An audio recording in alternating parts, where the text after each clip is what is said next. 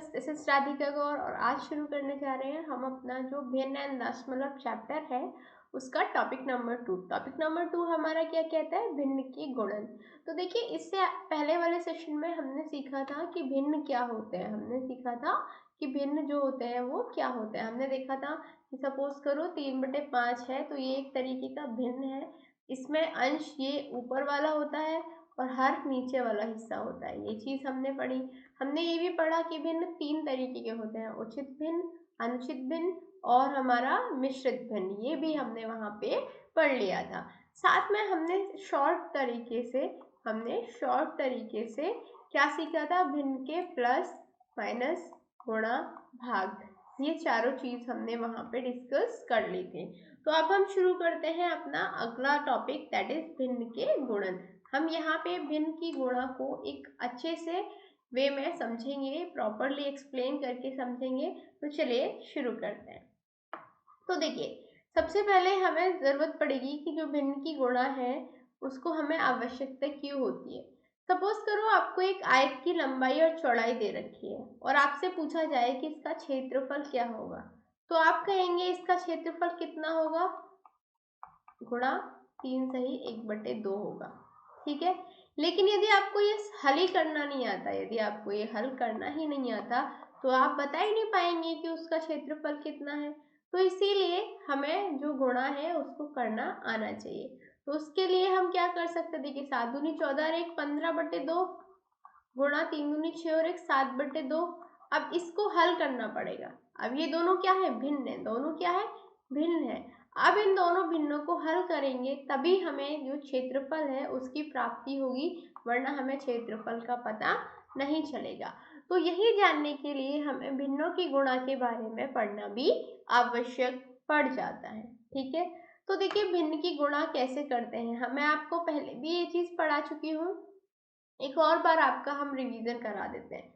आपके पास दो संख्याएं हैं, जैसे 3/5 गुणा 6/7। आपके पास दो भिन्न थे, 3/5 और 6/7। इन दोनों की आपको गुणा करनी है।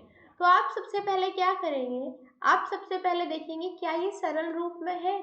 तो आपने देखा हाँ ये सरल रूप में है, इससे ज़्यादा इन्हें सरल नहीं किया जा सकता। अब आप क्या करेंगे? जो दोनों भिन्न हैं उनके हर, दोनों के हर की गुणा कर लेंगे।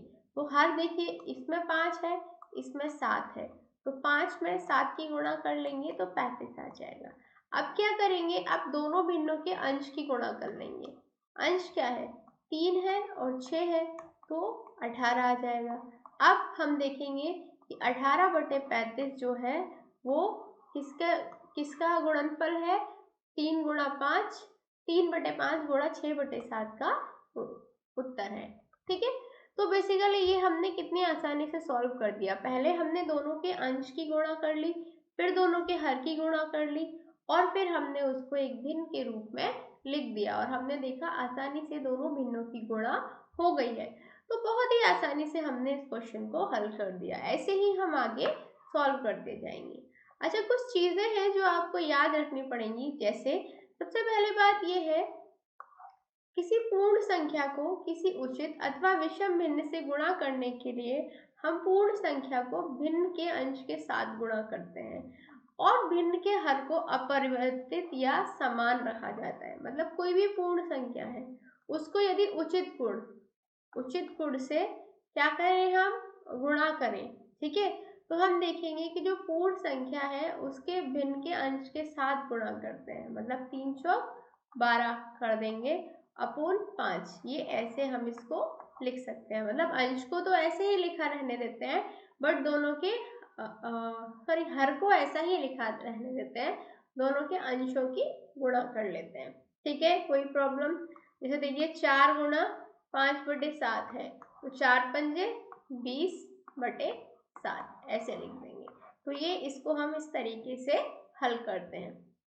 दूसरा देखिए, किसी मिश्रित भिन्न को एक पूर्ण संख्या से गुणा करने के लिए सर्वप्रथम मिश्रित भिन्न को विषम भिन्न में परिवर्तित कीजिए, तब गुणा कीजिए। मतलब ये 3 गुणा 2 सही 5/7 था। तो आपने देखा ये क्या है? एक मिश्र भिन्न है। कैसा है? मिश्र भिन्न है। ठीक है ना? तो जो मिश्रित भिन्न है उसको हम क्या करेंगे, सबसे पहले हम उसको विषम भिन्न में कन्वर्ट करेंगे। तो 7 दूनी 14, इससे इसकी इंटू करते हैं, इसमें प्लस कर देते हैं। तो 7 दूनी 14 और 5 19/7। तो हमने विषम भिन्न बना लिया। अब क्या करेंगे, अब अंश अंश की गुणा कर देंगे। तो 9 57/7। अब इसको मिश्रित भिन्न में लिखने के लिए 57 में 7 का भाग लगाएंगे। ठीक है, 7 8 56, बचेगा 1। इसको हम इस तरीके से लेके जाएंगे, तो इसको लिख सकते हैं 8 सही 1/7। 8 सही 1/7 और हमारा हल आ गया। ठीक है, इसी प्रकार से इस क्वेश्चन को देखिए, 2 गुणा 4 सही 2/5।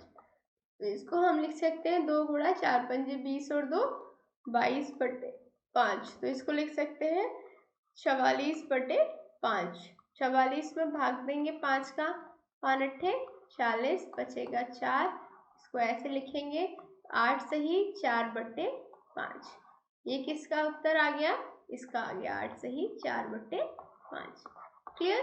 तो बहुत ही आसानी से देखिए हमने इस क्वेश्चन को हल कर दिया।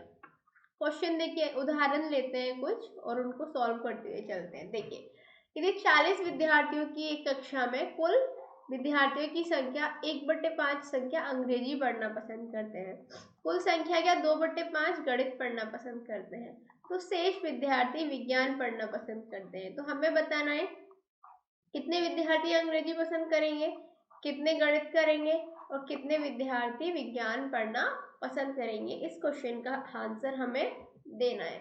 तो देखिए, हमने क्या देखा कि जो कक्षा है उसमें कुल कितने विद्यार्थी हैं। तो हमने देखा कक्षा में कुल विद्यार्थी 40 है। 40 में से 1/5 को अंग्रेजी पसंद है, तो 40 का 1/5 सॉल्व कर लेंगे, मतलब 1/5 गुणा 40 कर लेंगे। ठीक है, उत्तर कितना आ जाएगा, 5 8 40, 1 गुणा 8 बराबर 8। तो 8 बच्चे ऐसे हैं जो अंग्रेजी पसंद करेंगे। कितने, 8 बच्चे।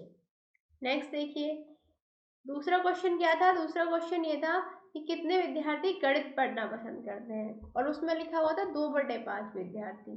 ठीक है, तो 2/5 का कितना निकाल लेंगे, 40 का 2/5। सेकंड क्वेश्चन के लिए हम क्या निकालेंगे, 40 का 2/5, 2/5 गुणा 40, 5 8 40, 2 गुणा 8 16। कितने, 16 विद्यार्थी गणित पढ़ना पसंद करते हैं। ठीक है, तो हमने देखा अंग्रेजी एवं गणित पसंद करने वालों की संख्या कितनी है, 8 + 16। कितनी है, 8 + 16, मतलब 24 विद्यार्थी ऐसे हैं जो गणित पसंद करते हैं या अंग्रेजी पसंद करते हैं। तो विज्ञान पसंद करने वाले कौन से बच्चे होंगे, 40 में से 24 को घटा दो, उत्तर आ जाएगा 16। तो 16 विद्यार्थी ऐसे होंगे जो क्या पसंद करेंगे, गणित पसंद करेंगे। तो उनका वांछित भिन्न हम कैसे लिख सकते हैं, 16/40। इसको हम भिन्न के रूप में ऐसे लिख सकते हैं कि 16/40 बच्चे क्या पसंद करेंगे, विज्ञान पसंद करेंगे। ठीक है ना। अगला क्वेश्चन देखिए, गुणा करके हमें न्यूनतम रूप में लिखना है। ठीक है, सबसे पहले हमें गुणा करनी है, फिर उसके बाद में उन्हें न्यूनतम रूप में लिखना है, और फिर हमें जो मिश्रित भिन्न है उसमें व्यक्त करना है किसी भी संख्या को। तो देखिए, मैं आपको फोर्थ क्वेश्चन पहले कराती हूँ। 5 गुणा 2/9, ये क्वेश्चन था। हम क्या करेंगे, अंश अंश की गुणा कर लेंगे, 10/9। ठीक है, अब इसको मिश्रित रूप में लिखने के लिए 9 का भाग दे देंगे 10 में, 9 × 9 बचेगा 1।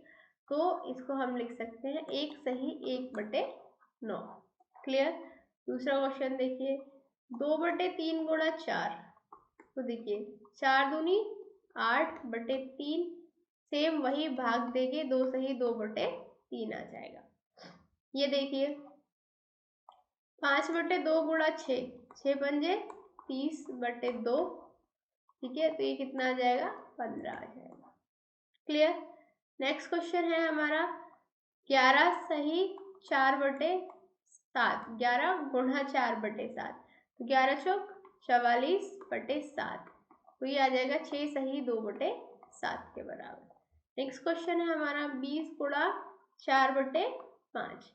तो इसको हम लिख सकते हैं 4 दूनी 8, 80/5। काटेंगे तो 16 बार चला जाएगा। क्लियर? कोई कंफ्यूजन नहीं, बहुत आसान है। जैसे देखिए इसका पहला ही क्वेश्चन देखिए, 7 गुणा 3/5, 7 या 21/5। क्लियर? दूसरा क्वेश्चन देखिए, 4 गुणा 1/3, तो 4/3। क्लियर? मिश्रित भिन्न में लिखने के लिए 21 में यदि 5 का भाग देंगे, 5 चौक 20, यहाँ 1 बचेगा, इसको ऐसे लिख सकते हैं 4 सही 1/5।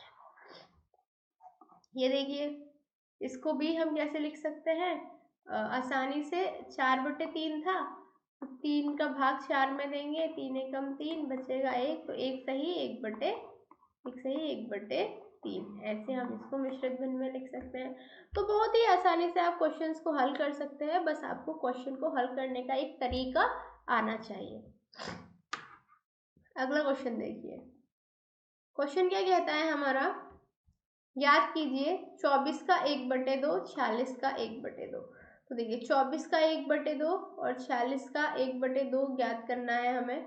तो हम कैसे करेंगे,